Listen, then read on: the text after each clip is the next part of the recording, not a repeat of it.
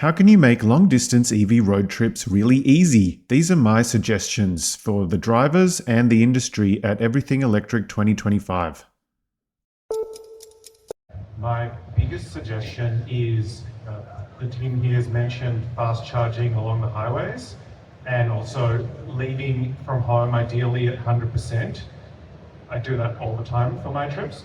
But one of the big things you can do is, especially in New South Wales, because the state government's funded a lot of them, is what's called destination charges.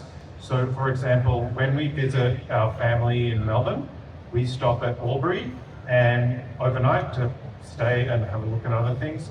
But we always book a room that has a dedicated EV charger in the car park. And we plug in when we get there. We go and have dinner, we watch TV, we do whatever we want. Overnight, the car fills up to 100%. And then we just leave in the morning and go straight to Melbourne. And then that's it. Yeah, we have one stop at Yass to charge up at the Tesla supercharger.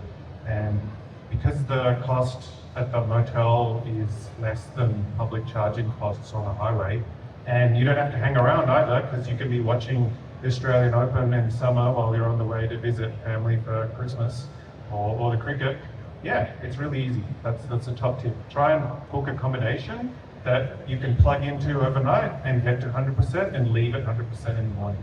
That's such a good piece of advice, because the last thing at the end of your trip, when you're close to destination, the last thing you want to do is go spend 30 minutes in fast track. You want to just go to your room and relax. That's great. Actually, in the US, a lot of hotels have free charging. So it's one of the perks of staying there. And it's one of those things that it doesn't cost them all that much money in all reality. But if you have a destination charger, suddenly I'm going to stay at your hotel instead of the other hotel down the street, right? So there's incentives like that. Please contribute. It really helps my independent, honest journalism. Let's switch gears a little bit. What are some of the pain points, and this is for anybody who wants to jump in. Gavin kind of mentioned some of the tips there. What are some of the pain points currently in terms of the integration, like EV fast chargers in the car, sat nav, that integration, maybe tap to pay or how you pay for this, all those sorts of things. What are some of the pain points and what can we do about it? I guess one of the main points, which Gavin kind of hinted at with his plea for credit card and bank card tapping, is every charging company has an inconsistent experience. If you want people to switch beyond the first 10%, which is this crowd here and the people here, and the next 90% to switch, it's got to be simple. Every single charging company has to support tap and pay by a bank card and credit card and RFID card as well. That means you can give your card, an RFID card, to someone who's not tech savvy. They don't need to use an app. They can just tap. Unfortunately, not all the charging networks. Tesla doesn't support RFID, and Ampol still refuses. I ask them every year, and every year they're like, no, we don't want to. So if you want to charge with an RFID card, go on both the charging networks and tell them you want it, because at the moment, not all of them are doing it. And once we have a simple way for everyone to pay, without having to use, I have more than 10 apps because I do so many EV road trips.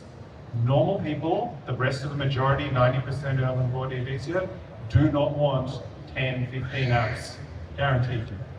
I'm just going to chime in here and just say all of the fast charging stations supported by New South Wales Government require credit card readers. And it's been one of the, it's definitely a lot of these operators had previously had credit card reader facilities, but it was a condition of the funding. So that's a key requirement across all of our drama rounds, and something we think is really important to all DC charging installations. And I was like, oh, it's a whole nother app again at the Wagga Wagga Visitors Centre. Download the app, plug in the card while I went to see the local sites. I mean, it's really cheap, but it was also really annoying that I had to install yet another app. Because drivers of petrol cars, they wouldn't tolerate that, but we did because we had no choice. It's incredibly frustrating. It's beyond a joke now. I think everyone is agreement there. So, thank you for putting card readers on your networks. That's brilliant. As for New Zealand, our biggest charging provider is ChargeNet. And no, not to be too boastful, because it's still got some gaps in the network, but you can drive anywhere effectively. A car can go in New Zealand running on the public rapid charging network, which is obviously geographically a little different to Australia. It's like Tasmania light, a little bit stretched out. If you own a Tesla, not that I own one, and for various reasons I know they're controversial at the moment, but this is just stating facts.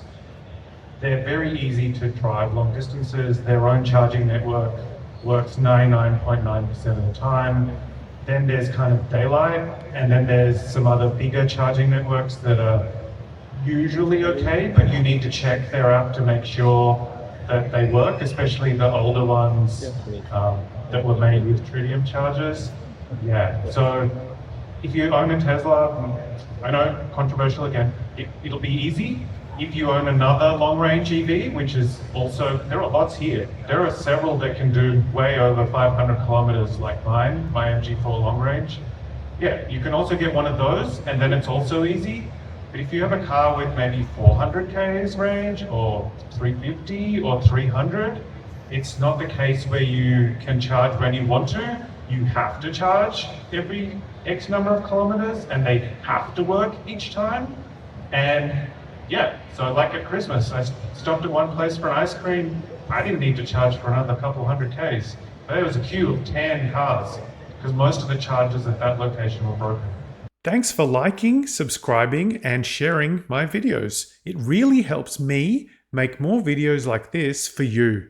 And have a look at the suggested videos up above. I'm pretty sure you'll like those as well. Thanks, and see you later.